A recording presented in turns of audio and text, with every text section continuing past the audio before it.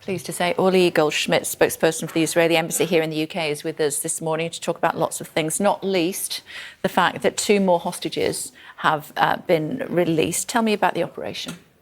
Yeah, it was not an easy operation.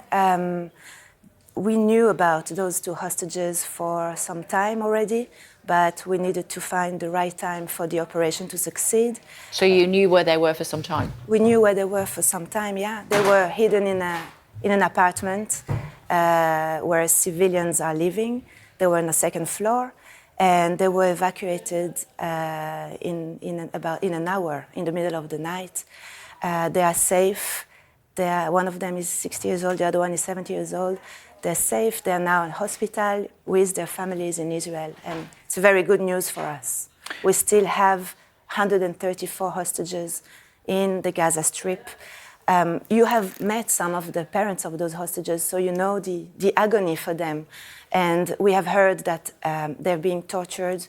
Some of them are being abused physically, sexually. So we need to do everything we can in order to get our hostages back home. Do you know where some of the other hostages are being kept? I cannot comment on that, but I'm sure we have some information. And we know that some of them are used by Sinwar and others as human shields. They are hidden in the tunnels together with them. So it's a very difficult operation for us, but we will make sure everything we can in order to have them back home. Okay. Perhaps you can confirm these figures. 67 people, including civilians, died during this operation.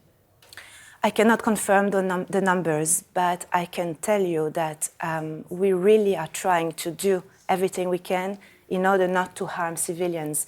The problem is that Hamas are constantly hiding behind civilians. They're using them as human shield. They're using children, women, families. As you saw, they are putting hostages within houses of families, normal families, regular people. They're hiding under UN schools, UN facilities, in mosques. So from the moment that Hamas are using their own people as human shield, it becomes very, very difficult for us to avoid civilian casualties. But of course, every loss of life is a tragedy. We don't want that to happen. It's a heavy civilian price, though, isn't it? It's a heavy civilian price. If Hamas decided to surrender and bring us our hostages back, everything could end today. What's the latest on the Israeli offensive in Rafah? What is the plan? So, as I've told you, there are still a lot of hostages that we need to get back, and we need to make sure that Hamas no longer has the capabilities to harm Israelis. We know that they're still in Rafah, so we will make sure before we go into a ground invasion that there is a safe plan to evacuate the civilians so that we will really minimize the civilian casualties. Like I said before, if Hamas wants to surrender, this can end without a ground invasion in Rafah. 1.5 million people in Rafah or in the environs. Where will they go? There will be a plan for them to evacuate. Where? It's something that has been decided, that has been thought of clearly, and our Prime Minister has said that they will not go into Rafah before there is a clear plan for them to evacuate, for them to find a safer place. But they're basically up against the fence with Egypt. There's nowhere else for them to go unless they start to move north again. But you do understand that if we leave it like that, Hamas will still be there. They still have the capabilities to harm us, and they are being. But this is a separate question. You're saying that there are places for them to go. I'm asking you where that is. I'm saying that there will be a plan for them to go. It can be maybe going back up north where places are safer, but we will not do anything that will harm civilians on purpose. We are not trying to target civilians at all. On the opposite, we're trying to do everything we can in order to avoid civilian casualties. And we've sent leaflets in the past, and we've even helped civilians to evacuate from the north to the south while Hamas were trying to shoot at those civilians. So our war is only against Hamas. There are the terrorists who, on the 7th of October, have decided to go on a war against us. They were the ones who murdered our families. They were the ones who kidnapped our people. There's still 2 children there. There's still 19 women who've been sexually abused. There's still 100+ hostages that are mistreated. And we need to make sure that Hamas no longer is able to harm us.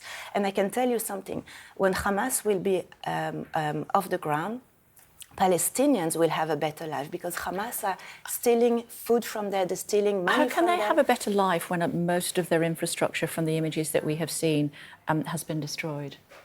It has been destroyed because Hamas is in power, but when Hamas will no longer be in power, we are all hoping that there will be... So Israel will help rebuild Gaza? Israel is not willing to live with enemies on the other side. Whenever there'll be a different body that will understand that they cannot teach their children to hate us and that they cannot reward people to kill Jews, then we'll be able to discuss. And we're hoping to live in peace with our Palestinian neighbors. Who will be in charge in Gaza? It's something that's been discussed together with our allies, together with the Arab world, something that will be discussed, and we will find, hopefully, a solution that will last. We want to live in peace with our neighbors, like we achieved peace with Egypt, with Jordan, with Morocco, with the UAE, with other countries. How much longer before you, in Israel, IDF, Israel, Netanyahu's opinion, you rid the Gaza Strip of Hamas? We don't want to rid the Gaza Strip of the mat. We want to get rid of Hamas. That's what I said, sorry. We are thinking about another month, but I'm not... but there's no plan in place for what happens once Hamas is gone? So I'm not an expert in military actions, so I cannot speak for that. But I can tell you that we don't want to harm civilians. I can tell you that we want to get rid of Hamas. That's one of our goals. And I can tell you that we want to make sure our hostages are back home within their families. And if Hamas hands back the hostages, then you will not advance on Rafah? If Hamas sends back our hostages, we need to discuss that because, as I said, as long as Hamas is in power and has the capabilities to harm us, we cannot let that happen.